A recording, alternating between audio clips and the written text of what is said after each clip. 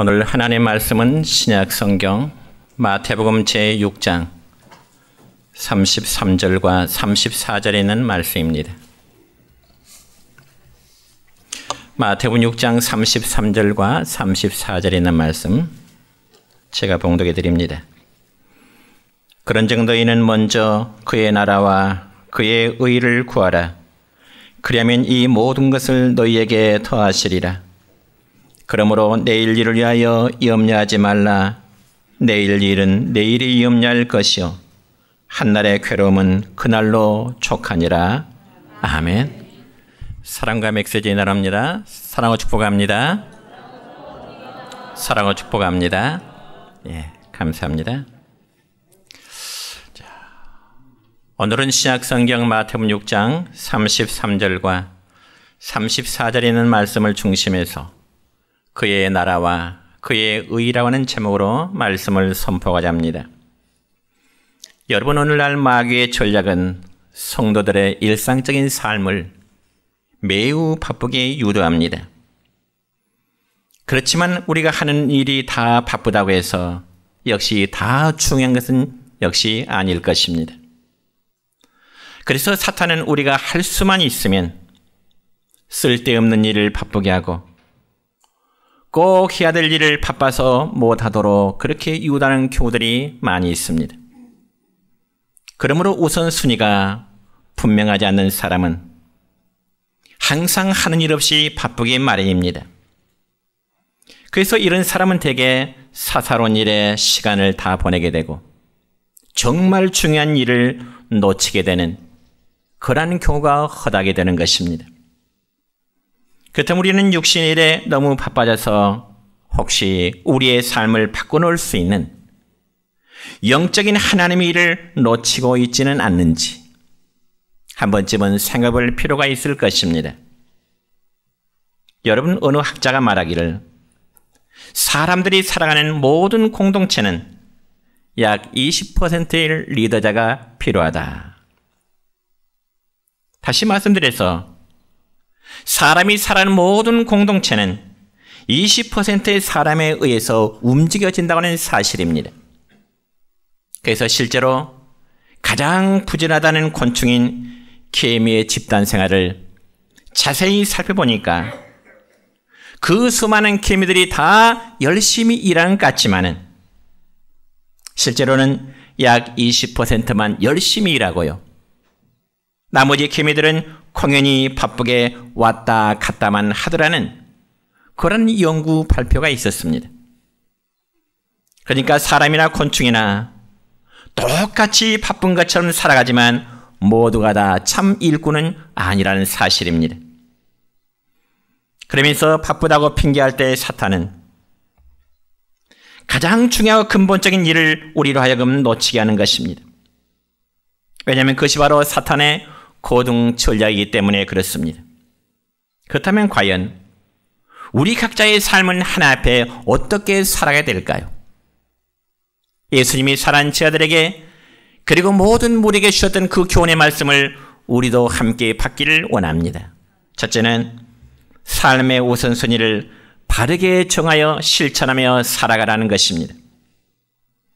여러분, 예수님은 산 위에서 많은 무리들을 대상으로 이제 천국 복음을 전하실 때 그들 향해 선포하시기를 너희가 무엇을 먹을까?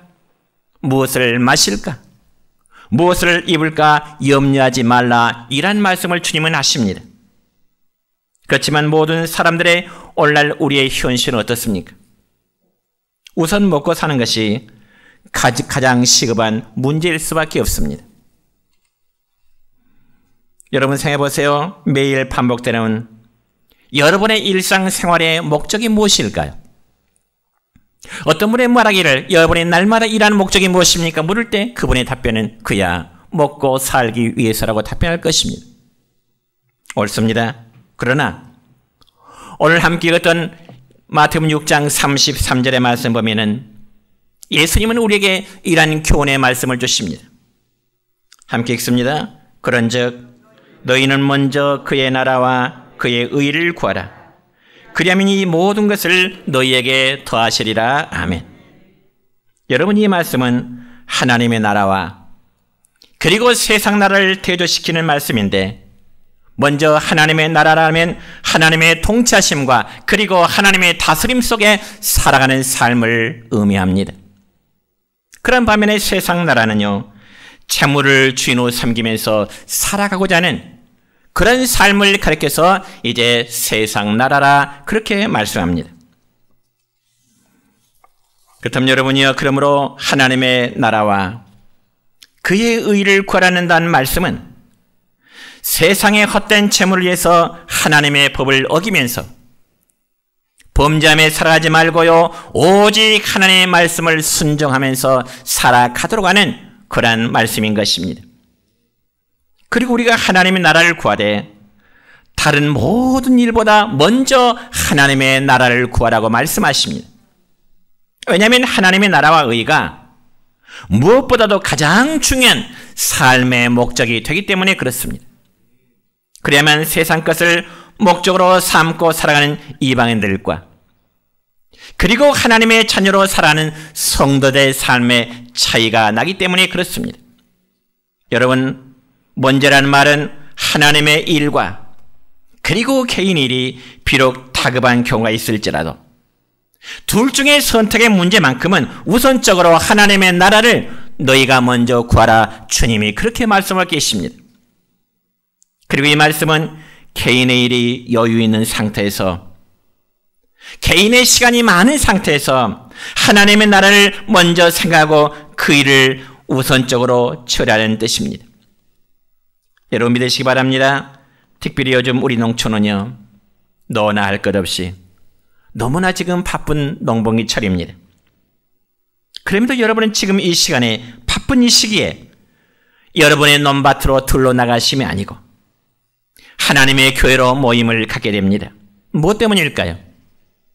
바로 삶의 우선순위를 여러분은 깨닫고 있기 때문에 그렇습니다. 그렇다면 이처럼 하나님의 나라와 의를 구할 때 과연 우리의 삶의 결과는 어떻게 될까요? 다시 한번 주님의 약속의 말씀을 들어보실까요? 본문 33절 끝부분의 말씀 보면 이렇습니다. 시작. 그리하면 이 모든 것을 너희에게 더하시리라. 아멘. 즉 이 말씀은 하나님의 나라와 그리고 그의 의를 구하는 성도에게 하나님이 베푸시고자 하시는 하나님의 축복의 약속의 말씀임을 믿으시길 바랍니다. 그래서 하나님을 정말 각자의 삶의 주인으로 모시고 순종하며 살아가는 성도에게는 하나님께서 영적인 축복만이 아니라 이 세상 육신에 필요한 삶에 필요한 모든 것을 내가 채워주시리라, 예수님은 우리에게 교훈의 말씀을 주고 계십니다. 그러므로 우리가 하나 앞에서 우리 각자가 정말 삶의 우선순위를 올바르게 하면 삶에 필요한 것은 자연적으로 이루어 주시겠다고 하는 그 주님의 신실하신 약속의 말씀을 믿으시기를 축원합니다. 이는 마치 우리가 옷을 입을 때 첫 단추를 올바르게 끼우면 끝까지 올바르게 단추가 잘 끼워지게 되지만은, 만약에 첫 단추, 가장 위에 있는 첫 단추를 잘못 끼우게 되면 끝까지 우리 옷이 삐뚤어지는 것처럼, 여러분 우리 각자의 삶의 우선순위가 바르게 세우지 못하면 우리 인생의 삶은 힘들어질 수밖에 없는 것입니다. 한마디로 삐뚤어진 인생을 살아갈 수밖에 없다는 것입니다. 그래서 예수님의 제자들은 정말 삶의 우선순위가 무엇인지를 바르고 깨달았기 때문에 그들은 하나님의 나라를 위해서라면 자신들의 생명까지도 버렸고요, 또한 우리보다 앞선 수많은 신앙의 선진들 역시 하나님의 나라와 그의 의를 위해서 자신의 생명을 하나님께 드리는 순교의 제물이 되기까지 했던 것입니다.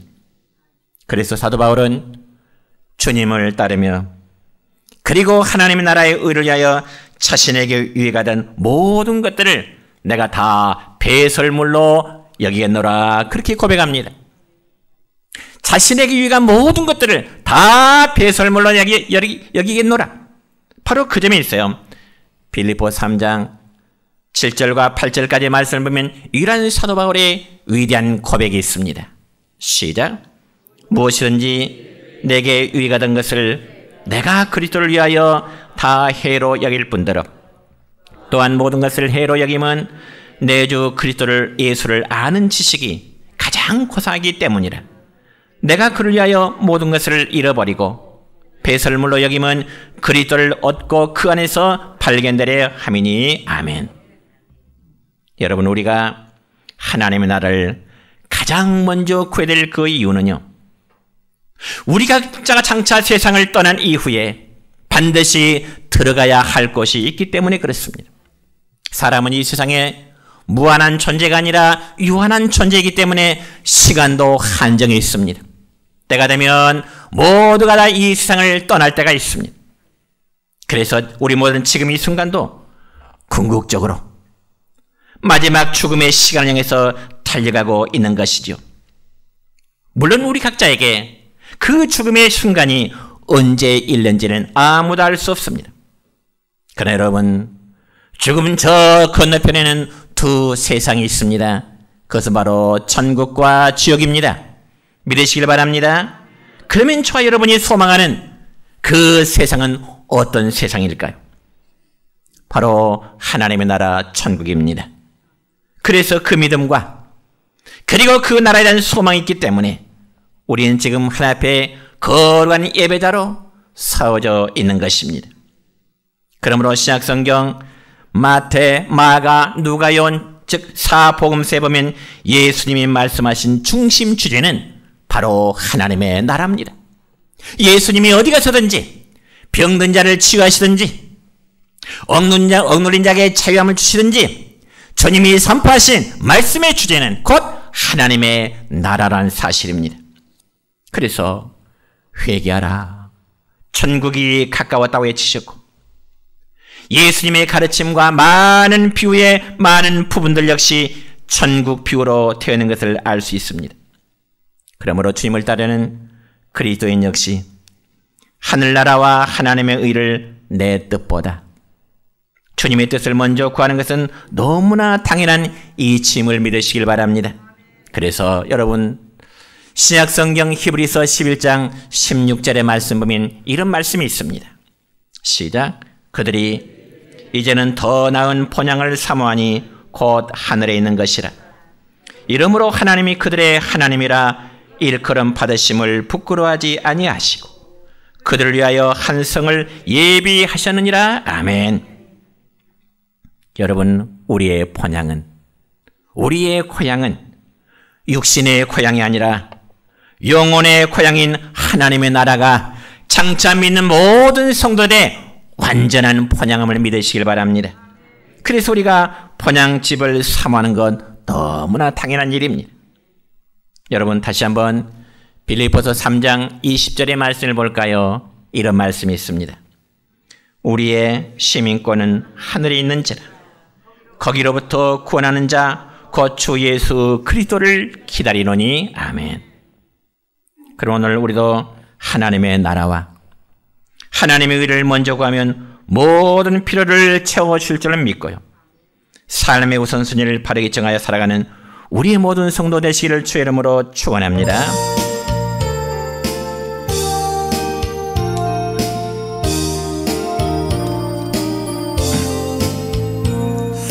먼저 그 나라와 의를 구하라. 그 나라와 그를 그리하면 이 모든 것을 너에게 더하시리라.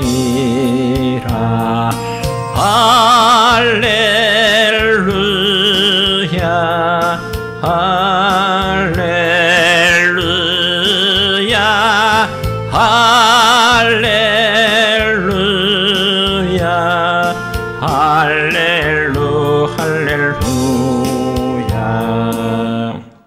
두 번째로, 하나님을 사랑하고 섬기는 일에 우리가 최선을 다해야 됩니다. 여러분, 우리 삶의 가장 중요한 일은 역시 하나님을 사랑하고 그분을 섬기는 일입니다. 믿습니까? 이보다 더 중요한 일은 없습니다. 그래서 구약성경 신명기 6장 5절의 말씀 보면 이런 말씀이 기록됩니다. 시작. 너는 마음을 다하고 뜻을 다하고 힘을 다하여 내 하나님 여호와를 사랑하라. 아멘. 우리가 하나님을 사랑한다는 것은 그분을 절대 신뢰하고 그분께 절대 의지한다는 의미인 것입니다. 여러분, 신약성경 마태복음 22장에 보면 한 율법사가 예수님께 나와서 이런 질문하게 되지요. 선생님, 율법 중에서 어느 계명이 가장 클까요? 율법의 전문가인 율법사가 예수님에게 율법 중에 어느 계명이 가장 클까요? 이런 질문합니다. 그때 예수님은 율법사의 질문에 대해서 마태복음 22장 37절과 38절까지의 말씀은 우리 주님의 답변은 이렇습니다.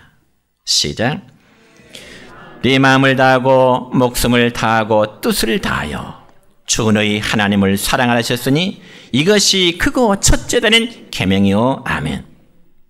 그러니까 마음과 목숨과 뜻을 다하여 하나님을 사랑하는 것은 전 인격을 다하여 하나님을 사랑하라는 그런 의미인 것입니다. 여러분, 그러면 왜 우리가 하나님을 먼저 섬겨야 될까요? 왜 우리가 하나님을 섬겨야 될까요? 그래서 바로 하나님이 우리를 지으신 창조주 아버지이시기 때문에 그렇습니다. 다시 말씀드려서 우리 각자의 근본이 하나님께 있고 바로 하나님이 우주의 주재자이시기 때문에 그렇습니다. 뿐만 아니라 하나님이 역사의 섭리자가 되시고요, 우리의 생사화복을 주관하시는 아버지가 되시기 때문에 그렇습니다. 한 사람이 태어남과 죽음의 문제, 어떤 사람의 화가 임하고 어떤 사람의 복이 많은 생사화복의 주권이 곧 창조주 우리가 믿는 하나님의 손에 달려있다는 사실입니다. 그럼 우리가 하나님 아버지를 먼저 사랑하고 섬기는 것은 하나님의 형상을 따라 지음을 받은 인간으로서 가장 당연한 일인 것입니다. 다시 우리는 구약성경 이사야 44장 24절의 말씀을 볼까요? 거기 보니까 또 이런 말씀이 기록됩니다. 시작. 내 구속자여, 모태에서 너를 지은 나 여호와가 말하노라. 나는 만물을 지은 여호와라. 홀로 하늘을 폈으며 나와 함께 한 자 없이 땅을 펼쳤고. 아멘. 여러분, 하나님의 절대 주권자이십니다. 믿으시 바랍니다. 따라합시다. 내가 믿는 하나님, 창조의 하나님, 절대 주권자이신 하나님을 내가 믿습니다. 그렇습니다. 우리를 지으신 생명의 근원이 되시는 아버지시니 우리가 하나님 먼저 사랑하고 그를 섬기는 건 너무나 지극히 당연한 일이 되는 겁니다. 그래서 여러분, 성도가 하나님을 깊게 사랑하게 되면 신앙생활이 즐거워요. 은혜스러울 수밖에 없습니다. 하나님을 사랑하지 않는 자는 신앙생활에 기쁨이 없어요. 은혜를 체험하지 못해요. 그리고 주님을 향한 사랑에 푹 빠지게 되면 주님을 위한 수고, 고난, 그리고 희생도 손해도 죽음도 불사하게 되는 것입니다. 이런 마치 여러분, 사랑하는 여인을 위해서는 수고름과 고생과 아픔이 아무것도 아닌 것처럼 느껴지게 되지요. 여러분 생각해 보세요.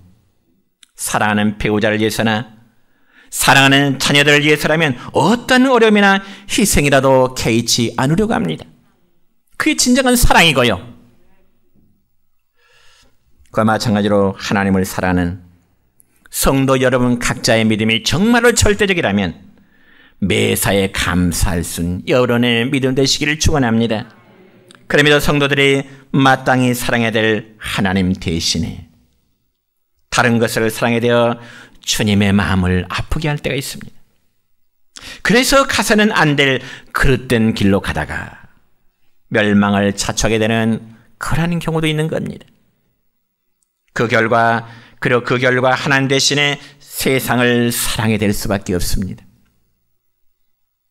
여러분, 디모데후서 4장 10절의 말씀을 보니까 이런 말씀이 있네요. 시작. 대마는 이 세상을 사랑하여 나를 버리고 데살로니가로 갔고. 그러면 여러분, 데마라는 사람은 누구일까요? 데마는 어떤 사람일까요? 여러분, 대만은 한때 바울의 통역자였습니다. 그리고 바울 곁에서 복음을 전하면서 함께 교회를 세워나갔던 사람입니다. 좋은 복음의 통역자였습니다. 그리고 또한 두 번째로 바울과 함께 때로는 배고픔과 죽을 고비와 많은 핍박과 고난을 당해야 했는데 데마가 그것을 견디지 못합니다. 성경에 보니까 세상으로 돌아가 버렸다. 주님을 위한 고난, 주님을 위한 핍박, 어려움을 견디지 못하고 그 복음의 사역을 이제 포기하고 자기 길로 되돌아가 버렸다는 것입니다. 여러분, 바울의 입장에서는 얼마나 소리했을까요? 만약 여러분이 어떤 사람과 하나의 목적을 가지고 이 일을 시작했는데 중간에 상황이 어렵다고 해서 나는 못하겠어, 손을 털고 떠나버린다면 어떤 마음을 갖게 될까요? 상대방에 대한 배신의 마음이 들 수 있을 것입니다. 그와 마찬가지로 여러분, 한때는 바울과 함께 복음의 통역자로 일했던 데마는 세상을 사랑하여 나를 떠나버렸다고 그렇게 고백합니다. 그러면 과연 데마가 세상을 사랑했다고 할 때 과연 이 세상은 못한 세상일까요? 그래서 바로 세상의 풍조와 세속적인 유행과 그리고 세상의 철학과 세상의 갖가지 모든 문화의 일들을 총칭하는 말입니다. 여러분, 믿음으로 살지 않고 내 마음대로, 내 원하는 대로, 내가 하고 싶은 대로, 내가 편한 대로 하고자 하는 모든 마음들이 바로 세상을 사랑하는 자들의 모습인 것입니다. 철저히 자기 중심적인 삶을 살아간 것이 바로 세상을 사랑한다는 증거라는 겁니다. 그래서 세상 풍조를 따라 돈을 사랑하고 쾌락을 사랑하고 명예와 권세를 사랑하며 사는 것은 하나님을 사랑하며 섬기는 신앙인의 올바른 자세가 아니다는 것입니다. 그래서 하나님께서는 사도 요한을 통하여 신약성경 요한일서 2장 15절과 17절까지 말씀 보면 이란 말씀으로 우리에게 교훈합니다. 시작. 이 세상이나 세상에 있는 것들을 사랑하지 말라. 누구든지 세상을 사랑하면 아버지의 사랑이 그 안에 있지 아니하니. 이는 세상에 있는 모든 것이 육신의 정욕과 안목의 정욕과 이생의 자랑이니 다 아버지께로부터 온 것이 아니요 세상으로부터 온 것이라. 이 세상도 그 정욕도 지나가되 오직 하나님의 뜻을 행하는 자는 영원히 거하느니라. 아멘. 여러분, 불신앙이라면 차라리 하나님은 모르기 때문에 그렇다 치더라도요, 믿음의 사람이라면, 그리가 신앙의 경륜을 갖춘 성도라면 세상으로 치우쳐 사는 것은 올바른 신앙인의 자세는 아닙니다. 특별히 18세기의 유명한 사상가이자 또 무신론자인 안토니 콜린스라는 사람이 있었는데요. 이 콜린스라는 사람이 어느 날 한적한 시골길을 걸어가고 있었습니다. 그런데 마침 저 멀리서 교회 종소리가 울릴 때 한 농부가 밭에서 일을 하다 말고 무릎을 꿇고 그 자리에 기도하는 모습을 보게 되었습니다. 그자 그 모습을 본 안토니 콜린스라는 사람은 농부를 놀려주고 싶어하는 마음에 이런 질문을 기도하는 농부에게 합니다. 안녕하십니까? 제가 지금 지나가다 보니까 당신의 신앙은 참 독실한 것 같습니다. 그래서 말인데 도대체 교회에 계시는 하나님은 그 크기가, 덩치가 얼마나 큽니까? 다들 하나님이 있다고 하는데 저는 도대체 하나님을 한 번도 본 적이 없거든요. 안토니 콜린스라는 사람이 기도하는 그 신앙인에게 이런 질문을 던지게 됩니다. 기도하다 말고 그 농부는 이렇게 대답합니다. 하나님은 이 세상을 덮으실 만큼 아주 커다란 분이십니다. 그리고 때로는 제 작은 가슴 속에 들어오실 만큼 아주 작은 분이시기도 하고요. 그래서 우리는 느낄 수 없다고 생각을 하기도 하지만은, 하나님의 존재하심을 부인할 수도 있겠지만은, 그럼에도 하나님은 항상 우리 곁에 함께 계시다는 사실을 나는 믿습니다. 내가 믿는 하나님은 우주를 덮을 수 있는 큰 분이시지만 때로는 내 작은 가슴 속에 찾아오시는 그분이십니다. 이란 농부의 말에 안토니 콜린스라는 무신론자는 자신이 비록 무신론자이지만은 농부의 대답에 크게 감명을 받아서 자기의 강연과 책에 종종 이런 예를 인용했다는 그런 이야기가 있습니다. 그렇습니다, 여러분. 저와 여러분이 믿는 바의 하나님은 전지전능하신 창조주이시고요, 지금도 우리와 함께 하시는, 가장 가까이 계시는, 어쩌면 우리의 가장 가까이 있는 친구와도 같습니다. 그리고 우리의 마음의 생각까지 헤아려 아시는 분이시요, 아주 세명까지 우리의 생각과 우리의 발걸음을 인도해 주시는 자상하시고 충만하신 그 사랑의 아버지심을 믿으시길 바랍니다. 그럼 우리 모두 이러한 하나님을 마음 다해 사랑하고 섬기시길 바랍니다. 세 번째로, 하나님을 사랑하고 섬기는 일은 결국은 대대로 복을 받을 수 있는 일이 되게 되는 것입니다. 여러분, 하나님을 사랑하는 일은 결국은요, 나를 사랑하는 일이 되고 나의 자녀들과 후손이 대대로 복을 받을 수 있는 그러한 기회가 되는 것입니다. 그럼 우리는 주님 말씀에 마음에 새기고 실천하면서 성경에 보니까 자녀들에게 부지런히 가르치라. 자신의 믿음으로만 만족할 것이 아니라 자녀들에게 부지런히 가르치라. 성경 볼까요? 신명기 6장 6절과 7절의 말씀입니다. 시작. 오늘 내가 네게 명하는 이 말씀을 너는 마음에 새기고 내 자녀에게 부지런히 가르치며 집에 앉았을 때든지 길을 갈 때든지 누워있을 때든지 일할 때든지 이 말씀을 강론할 것이며. 아멘. 여러분, 성경에 기록된 이 하나님의 약속을 보면 한 개인이 아닌 그의 후손들까지 포함하여 복을 주시겠다고 약속하신 말씀이 성경에는 여러 군데 있습니다.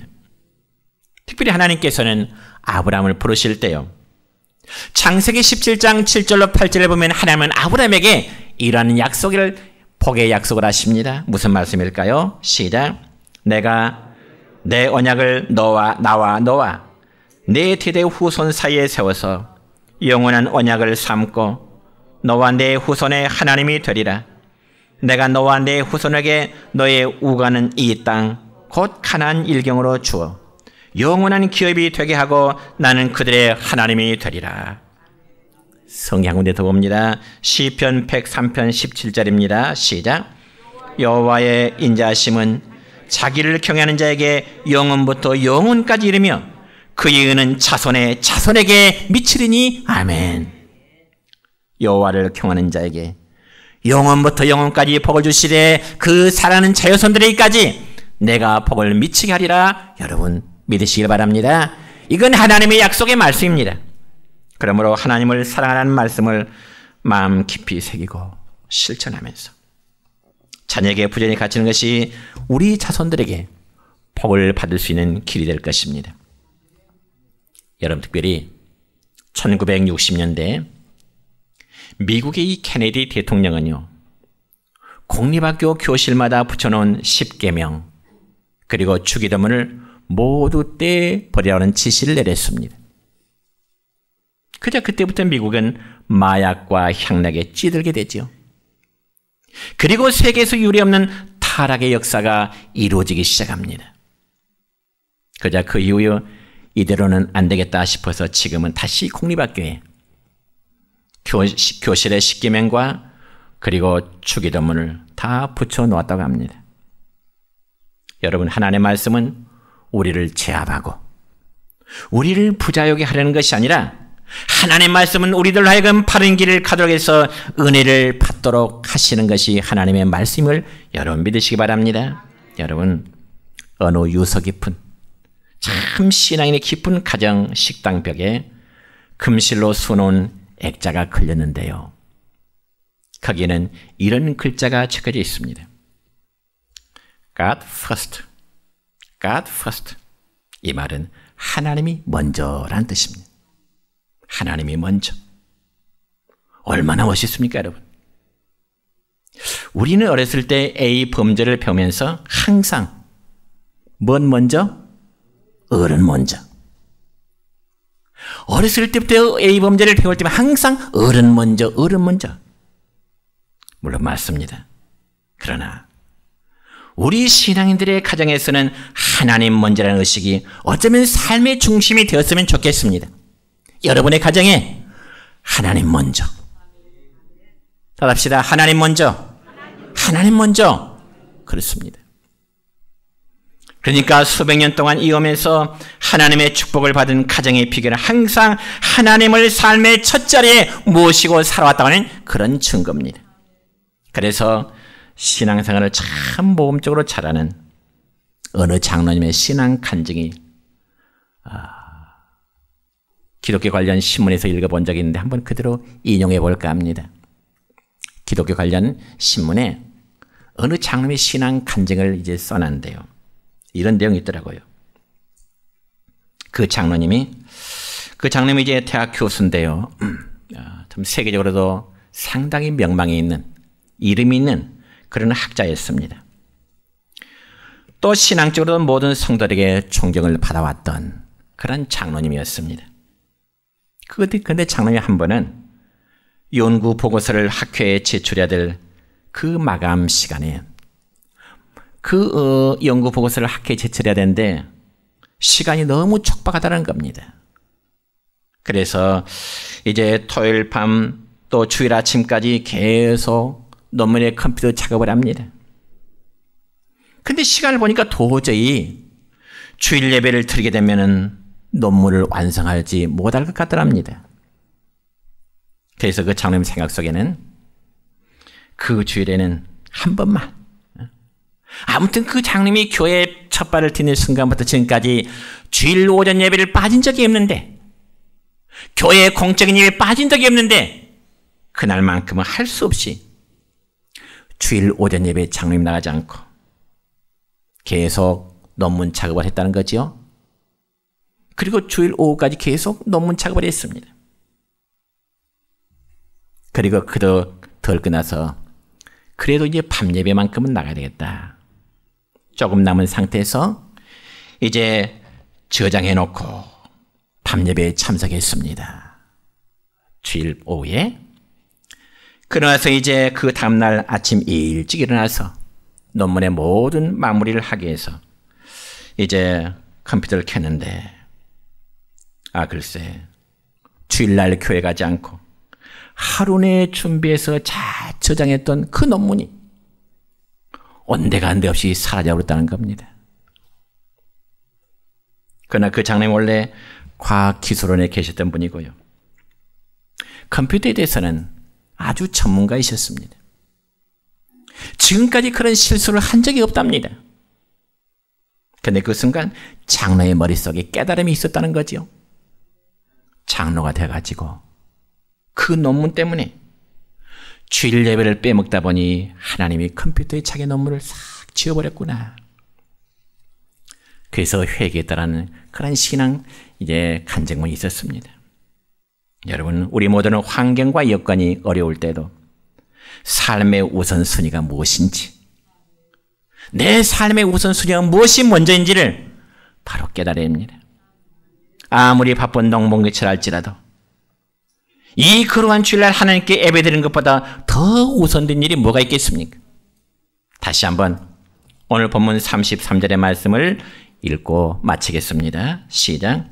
너희는 먼저 그의 나라와 그의 의를 구하라. 그리하면 이 모든 것을 너희에게 더하시리라. 아멘. 하나님의 나라와 의를 구함이 우리 각자의 삶이 우선이 될 때 하나님은 우리에게 필요한 모든 것을 더하여 줄 줄로 믿습니다.